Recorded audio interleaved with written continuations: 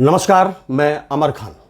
मुझे पिछले दिनों से एक बात समझ नहीं आ पा रही है कि हमारे देश में जो नेता लोग हैं, जो लोगों का प्रतिनिधित्व करते हैं, जिनको लोग चुनकर भेजते हैं, वो अपने दिल की सुनते हैं, अपने ज़मीर की सुनते हैं, पब्लिक की सुनते हैं या अपने आकाओं की सुनते हैं। ये बात अभी तक क्लियर नहीं है कि वो किसकी बात सुनकर आगे बयान देते हैं, आगे बात करते हैं।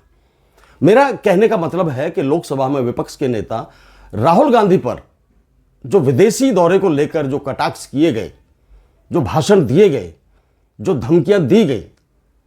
अब देखिए, रवनीत सिंह बिट्टू सरेआम कहा आतंकवादी है, हिंदुस्तानी नहीं है। तरविंदर सिंह मारवा, उसने सरेआम कहा कि राहुल गांधी बाज आ जाओ, वरना आपका भी हश्र वही होगा जो आपकी दादी का हुआ था। उसके बाद संजय गायकवाड़ कि राहुल गांधी के आंखें निकालने वाले को 11 लाख रुपए का इनाम। रघुराज सिंह, उन्होंने भी राहुल गांधी को आतंकवादी कहा। राहुल गांधी कोई आम आदमी तो है नहीं कि रोड पे चल रहा है, फिर रहा है, या गली मोहल्ले का रहने वाला आदमी है, या ये लोग भी आम आदमी नहीं है। ये लोग भी चुने हुए सांसद हैं, चुने हुए विधायक हैं, चुने हुए राज्यसभा भेजे गए हैं। तो क्या हमारे बीच में मतलब राजनीतिक दूरियां इतनी ज्यादा बढ़ा ली जाती हैं या इतनी ज्यादा बढ़ा ली गई हैं कि हम किसी को भी कुछ भी कह लेंगे। एक वक्त होता है कि हम किसी के साथ 10 साल, 15 साल, 20 साल बिता रहे हैं, खा रहे हैं, पी रहे हैं, उससे अपने मन की बात कह रहे हैं, उसके मन की बात सुन रहे हैं, और एक कोई सरकमस्टांसेस ऐसा बनता है कि चलो हम उससे दूर हो गए किसी की वजह से। अब जब दूर हो गए, अब हम दूसरे के पास पहुंच गए, तो क्या उस आदमी के अंदर इतनी सारी कमियां थीं जो हमने 15, 20, 25 साल उसके साथ रहकर गुजारे हैं, हमें पता ही नहीं चल पाया।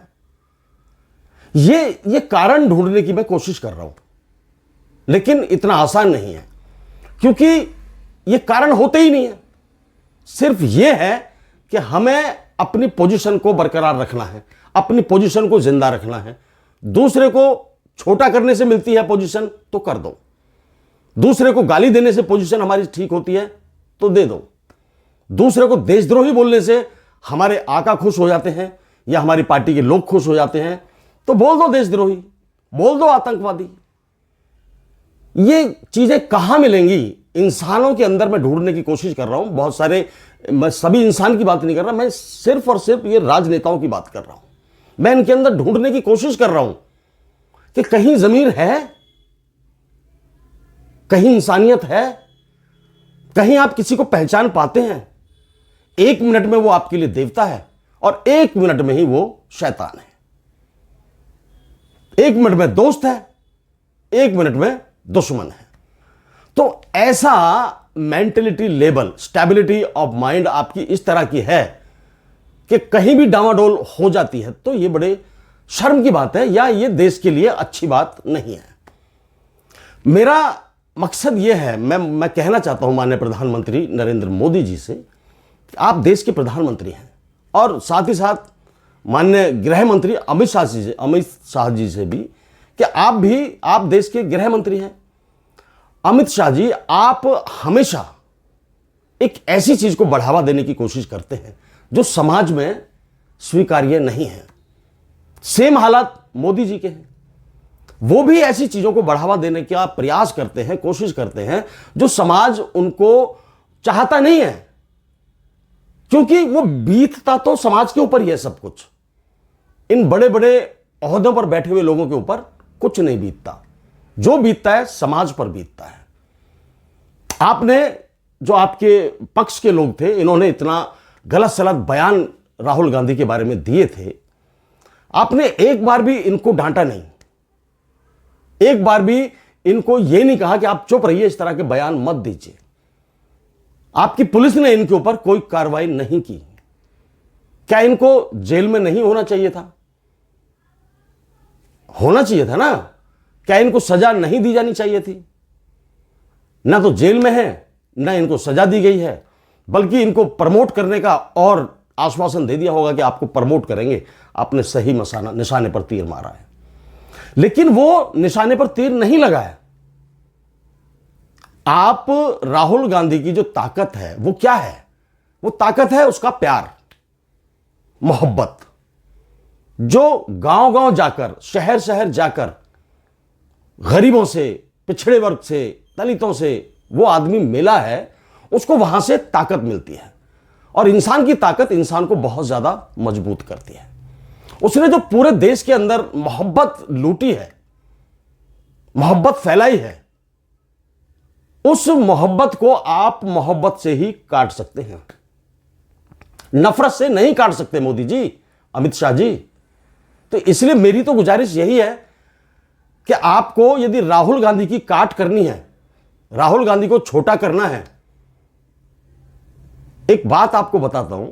एक लकीर हमने खींची है और किसी ने कहा कि इस लकीर को आप छोटा कर दीजिए, तो इस लकीर को हम मिटाएंगे नहीं, उसके बराबर में एक बड़ी लकीर खींच देंगे और वो लकीर छोटी हो जाएगी पहले वाली। तो वही कारण, वही चीज मैं आपको बता रहा हूं। यदि राहुल गांधी को आपको छोटा करना चाहते हैं, उनको थोड़ा सा मैं कह सकता हूं कि उनको डाउन करना चाहते हैं, जिस तरह से आज वो उभरते हुए सितारे हैं, तो आप काम की लकीर खींच दीजिए, बड़ी लकीर खींच दीजिए राहुल गांधी के आगे, ताकि वो छोटे हो जाए। क्योंकि उन्होंने आपकी छोटी लकीर को अपनी बड़ी लकीर खींचकर छोटा कर दिया। क्योंकि उनके पास मोहब्बत है, प्यार है। वो इंसानों को, जब वो गरीबों से मिलते हैं, उनको मोटिवेट करते हैं। जिंदगी से उदास लोगों से जब वो मुलाकात करते हैं, जिंदगी में परेशान लोगों से जब वो मुलाकात करते हैं, डिप्रेशन में आए हुए लोगों से जब वो मुलाकात करते हैं, तो उनको मोटिवेट करते हैं कि आप चिंता मत कीजिए, मैं आपके साथ हूं, वक्त आपके साथ है, भगवान आपके साथ है। तो इस तरह से मोटिवेशन वो लोगों को देते हैं। और उनके संपर्क में आने के बाद ये देखा गया है कि लोग मोटिवेट हुए हैं, लोग अच्छे रास्ते की तरफ चलना शुरू कर रहे हैं, नफरत को छोड़ रहे हैं, प्यार को अपना रहे हैं। तो मेरा तो आपसे यही कहना है कि आप माननीय प्रधानमंत्री हैं देश के, इतने बड़े देश के प्रधानमंत्री हैं, आपको तो वैसे ही प्यार और मोहब्बत देश के अंदर लुटानी चाहिए। हर आदमी को मिलजुल कर रहने का सीख आपको देनी चाहिए, आदमी को तरक्की के रास्ते बताने चाहिए, डेवलपमेंट के रास्ते आपको बताने चाहिए। आप डिजिटल इंडिया बना रहे हैं, तो डिजिटल इंडिया में लोगों को इन्वॉल्व तो करिए ना सर। उनको अनपढ़ तो मत छोड़िए, उनको बेरोजगार तो मत छोड़िए। स्किल इंडिया, डेवलप इंडिया, जन क्या क्या आपने नाम दिए थे, लेकिन कोई धरातल पर सिद्ध नहीं हुआ, अभी तक धरातल पर उतरा नहीं है।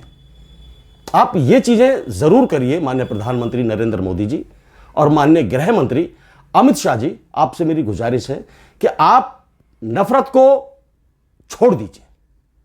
राहुल के प्यार को यदि आपको काटना है, राहुल को छोटा करना है, तो आप प्यार से कोई कदम उठाइए, उसके प्यार को प्यार से काटने की कोशिश कीजिए, नफरत से नहीं।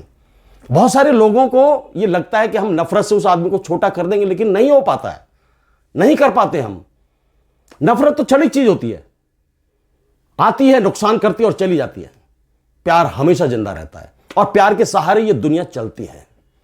प्यार नहीं होगा तो दुनिया में जीने का या रहने का कोई मकसद नहीं होगा। मेरा यही कहना है कि आप इस चीज को थोड़ा कम करिए, प्यार जगाइए, लोगों के अंदर विश्वास जगाइए, लोगों को मोटिवेट करिए आगे बढ़ने के लिए, देश को अच्छा बनाने के लिए, देश को मजबूत बनाने के लिए, देश को विकसित बनाने के लिए लोगों के अंदर मोटिवेशन भरिए और उन्हें तैयार करिए कि देश के लिए लड़ें, देश के लिए जिएं और देश के लिए ही मरें। जय हिंद, जय भारत, नमस्कार।